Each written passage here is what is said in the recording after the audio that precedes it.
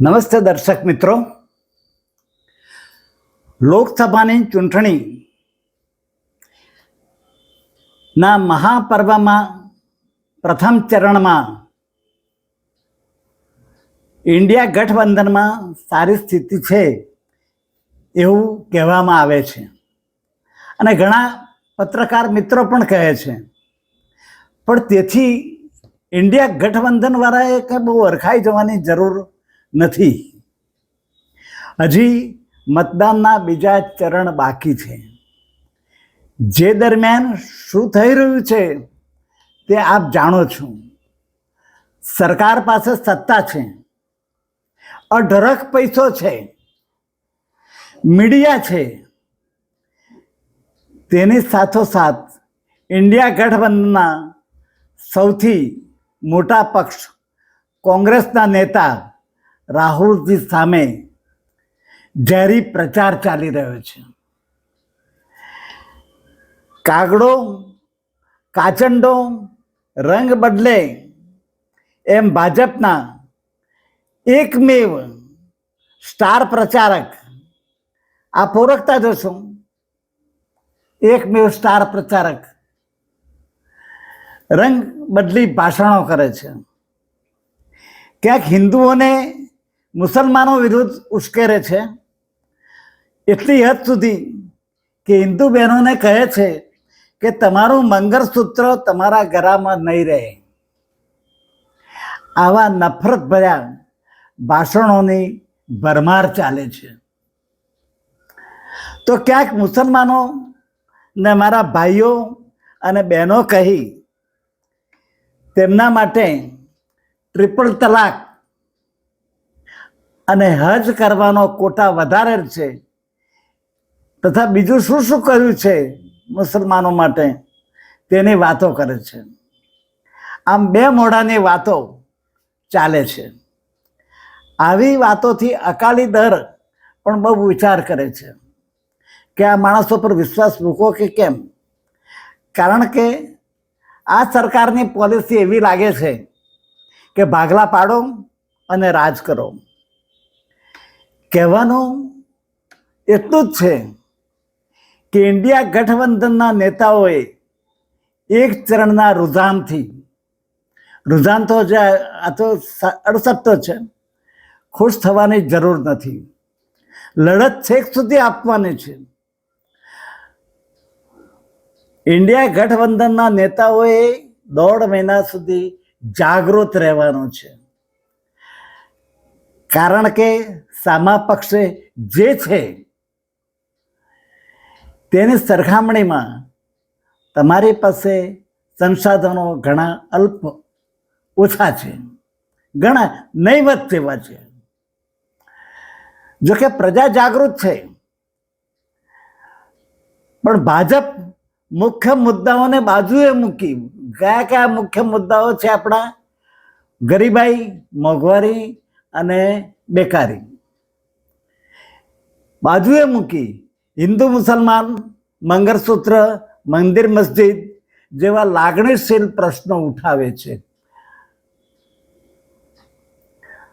અને આ શાહ સાહેબ ગૃહપ્રધાન તો એમપીમાં એવું ભાષણ કરેલું કે તમારે રામલીલાના દર્શન કરવા હોય તો ગાડી સીધી અહીંથી અયોધ્યા જશે જો ભાજપને મત આપશો તો, અને બધાને વગર ટિકિટે લઈ જઈ રામલલાના દર્શન કરાવીશું, એવા વચનો પણ આપે છે. ભાજપ પાસે મોટામાં મોટું જો શસ્ત્ર હોય તો ચૂંટણી આયોગ છે. રાજીવ કુમાર, તમે ગમે તેટલું લખો, ગમે તેટલી અરજીઓ કરો, ગમે તેટલી ફરિયાદો કરો, બધું કચરા ટોપલીમાં કદાચ જતું હશે અથવા તો બાજુમાં મૂકી દેતા હશે.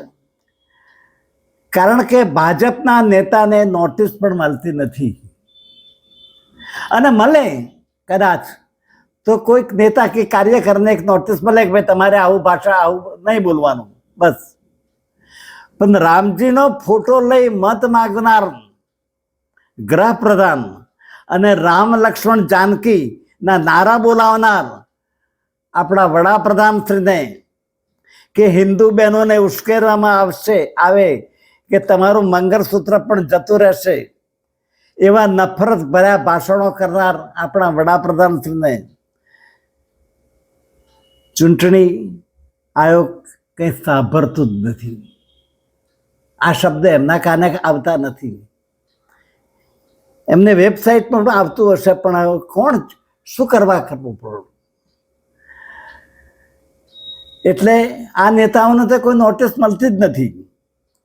આવી નોટિસો મળે તો તેના શું પગલાં લેવાય તે આપ વિચારજો. મારા અભ્યાસ મુજબ તો 6 વર્ષ સુધી એ ઘેર જાય, તે ચૂંટણી લડી શકે નહીં. જેમ ઉદ્ધવ ઠાકરેના પિતાશ્રી ને એક સહેજ ભાષણ કર્યું હતું, એમાં તો 6 વર્ષ સુધી એમને નહીં લડવું ચૂંટણી એવું થયું હતું. અને એવું અમારા મહેસાણાની અંદર કે ગાયના ઉપર સિક્કો મારશો તો એક ગાયને કતલ કર્યા બરાબર છે, એવું શંભુ મહારાજે કહેલું. એમાં સ્વતંત્ર પક્ષના જે ઉમેદવાર હતા એને 6 વર્ષ સુધી ટીન પાઠ કરી દીધેલા. અને પછી તો શું થાય કે કારકિર્દીનું પૂર્ણ વિરામ. વિશ્વ આખું ચૂંટણી જોઈ રહ્યું છે. એલન મસ્કે ભારતના વડાપ્રધાન સાથેની મુલાકાત એકદમ રદ કરી દીધી. આ દેશનું ને વડાપ્રધાનનું અપમાન ના કહેવાય? આવા તો ઘણા ડિપ્લોમેટ્સ વિવિધ દેશોના ચૂંટણીના પરિણામોની રાહ જોઈને બેઠા હશે કે ભાઈ હમણાં આપણે કોઈ ચર્ચા કરવી નથી, જોઈએ તેલ જોઈએ, તેલની ધાર જોઈએ, 4મી તારીખે શું રિઝલ્ટ આવે છે એ જોઈએ, પછી આપણે આગળ વધીશું.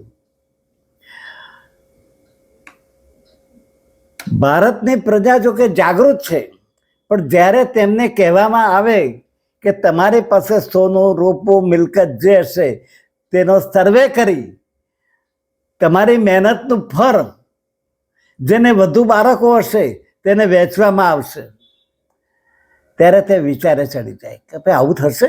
આ તો વડાપ્રધાન બોલે છે, આવું થશે? પણ પછી વડાપ્રધાન કહે કે આ તો બધું કોંગ્રેસના મેનિફેસ્ટોમાં ઢંઢેરામાં લખેલું છે. એવું ઢંઢેરામાં કશું લખ્યું જ નથી, આ તો બધું જુઠ્ઠામાં જુઠ્ઠા ચાલે છે. ત્યારે જે દર્શક મિત્રો જોતા હશે કે સાંભળતા હશે તેઓને કહેવાનું કે આ બધું જૂઠાણું છે. આ એક કોંગ્રેસ સામેનો ઝેરી પ્રચાર છે. જો બીતો હોય, મોદી સાહેબ જો ડરતા હોય તો ફક્ત કોંગ્રેસથી ડરી જાય છે અને રાહુલથી ડરી જાય છે.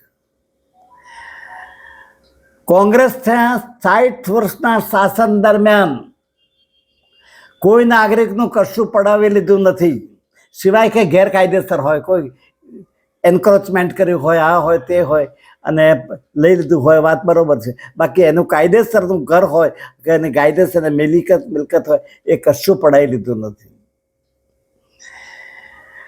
અને હવે પડાવી લેશે? શું વાતો કરે છે મોદી સાહેબ?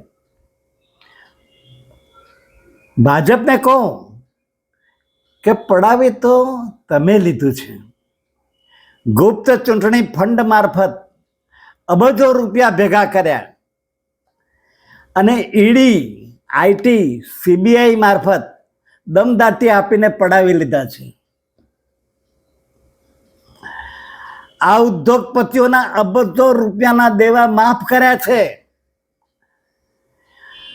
અને તેમના ઉપર કર કે ટેક્સમાં રાહત આપી ગબ્બરસિંહ ટેક્સ સામાન્ય માનવી ઉપર નાખ્યો છે. આ દૂધના પણ ઉપર ટેક્સ થઈ ગયો છે, દૂધ, દહીં, એના ઉપર પણ ટેક્સ. એ સામાન્ય માનવીનો ખોરાક છે. અને રાષ્ટ્રની મિલકત પોતાના વાલા ઉદ્યોગપતિઓને, વાલો ઉદ્યોગપતિ કોણ છે એ તો તમે જાણતા હશો, પધરાવીને રાષ્ટ્રની મિલકત, ખાણ, ખનીજ, આ તે એકદમ તેકદમ, આ વિમાનના છે કે આ રેલવે છે, આ બધું એમના પોતાનો માન્યતા જે ઉદ્યોગપતિને પધરાવી દીધું. અને એના લીધે શું થયું કે દિન પ્રતિદિન ગરીબાઈ, બેકારી અને મોંઘવારીમાં વધારો થયો લાગે છે. આમ તમે પડાવી લીધું છે, બાકી કોંગ્રેસ પડાવી લે એ વાતમાં નથી. અને આવો પ્રચાર આ તદ્દન જૂઠાણો છે. બસ આજે આટલી મારી વાત.